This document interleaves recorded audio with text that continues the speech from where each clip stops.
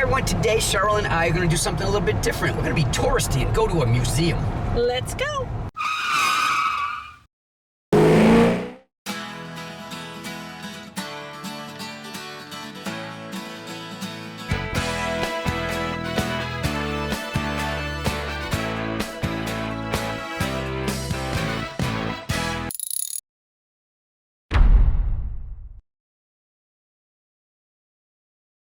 Semi full of freshly made Corvettes being brought over for delivery.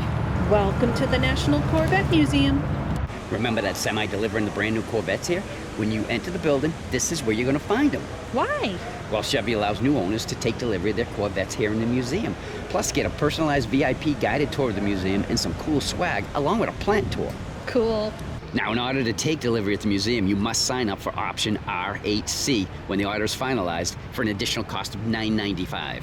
For that kind of money, we would probably pay the extra grand too. Yeah, I'm pretty sure we would. Hey, hon, check this car out. This one's going to our home state of New Hampshire. Cool. Now, where else can you go and pick up your new car in a museum, be treated like a VIP, and then have people cheering and congratulating you as you're being driven out? Bowling Green, Kentucky comes to mind. Congratulations. Thank you.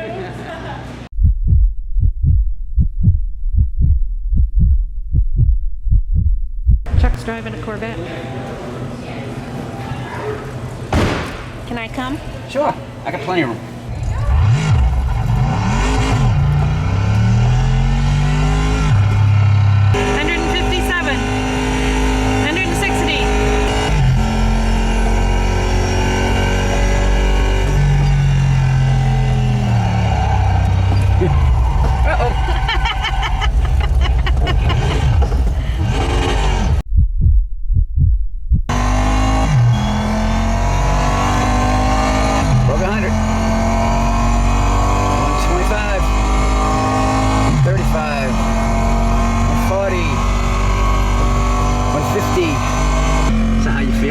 Like a race car driver.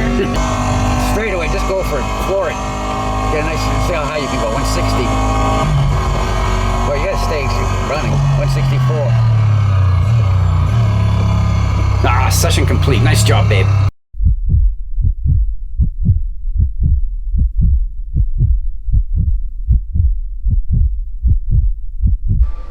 You are looking at the 1953 Corvette Cut Away Car. Gives you an idea of how the car was put together. Now, in 1953, there were 300 built. They all came with a red interior, black canvas top, and they were all polo white in color. A heater and an AM radio were options and sold for $3,490. AM radio. What would the kids today do without Bluetooth?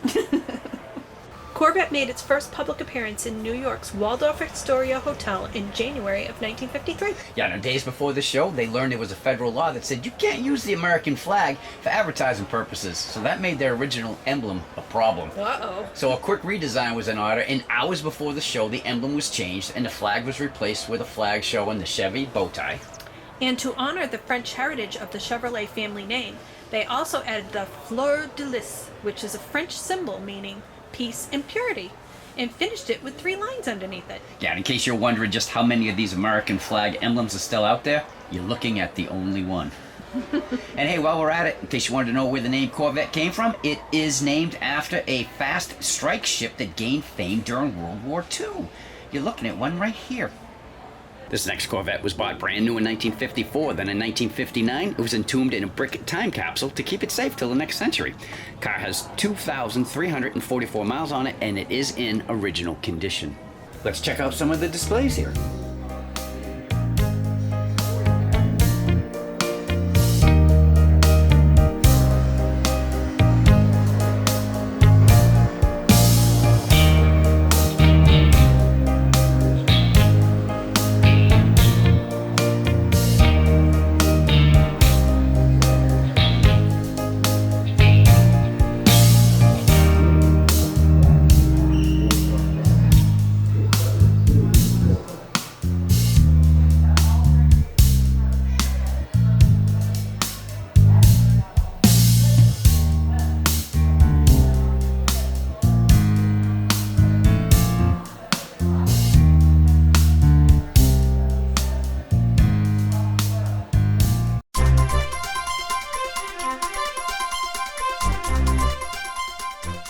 On February 12, 2014, at 5:39 a.m., a sinkhole approximately 40 feet wide by 30 feet deep opened in the Corvette Museum Sky Dome, swallowing 8 collectible Corvettes. 5 were damaged beyond repair. The other 3 were restored. All 8 are currently on display, some still with mud from the cave. The first of the Great 8 is the 1993 40th Anniversary Edition, and under it is one of the 3 that was restored, a 1962 Tuxedo Black Corvette. The next Corvette we're coming up to did suffer some extensive damage, and it was the last of the Great 8 to be pulled from the sinkhole. It's a 2001 Mallet Hammer Corvette Z06, and the couple that donated this car didn't even get a chance to see it on display before this happened. Moving along, the next car is a 1993 ZR1 Spider. It was the 6th car to be pulled from the sinkhole. And here we're going around the back of the ZR1 Spider. The next car is a 2009 Corvette. The 1.5 millionth made was the 7th of the Great 8 pulled from the sinkhole. It is a white convertible 3LT with red interior and a black top. Here's the next one, a 1984 PPG Indy Pace car. It has been on display here since the museum opened on September 2nd, 1994. This is the 2009 Corvette ZR1 Prototype Blue Devil. This was the first Corvette pulled from the sinkhole, and it has been restored. Now, the last of the Great 8 was a 1992 Corvette.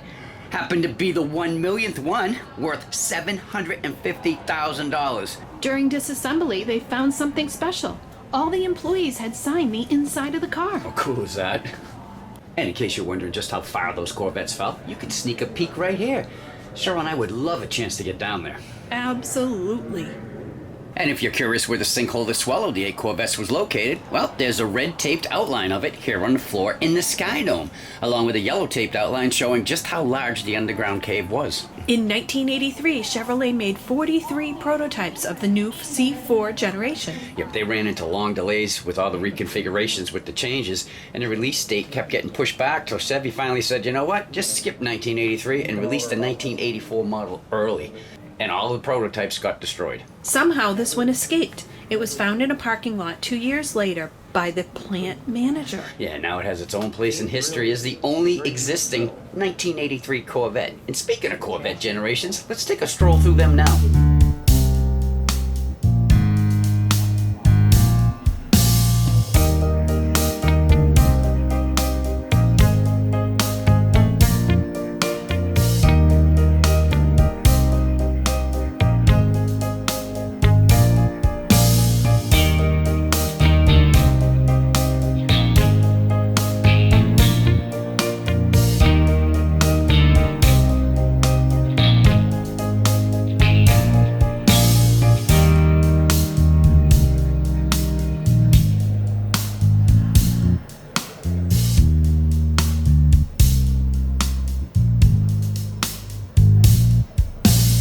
Now in 2020, Chevrolet introduced the new C8 generation with the mid-engine design. Hey, hon, do you think that means it will have a trunk at both ends?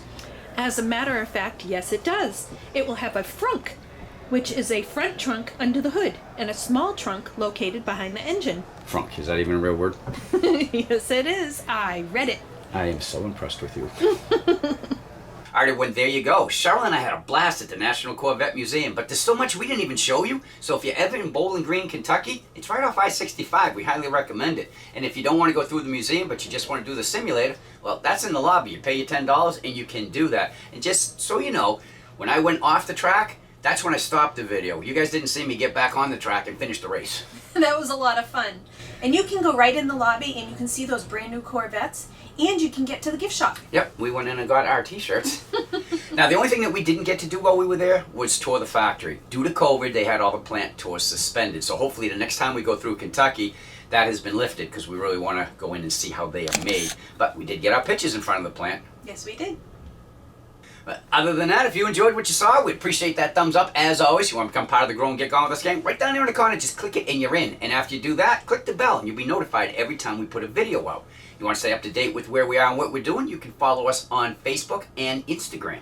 If you have any questions or comments, you can put them right down below, or you could just say hi. Because you know us, we'll say hi back. We always do. Till our next video, I'm Chuck. And I'm Cheryl. We're Get Gone with Us. Bye. Bye.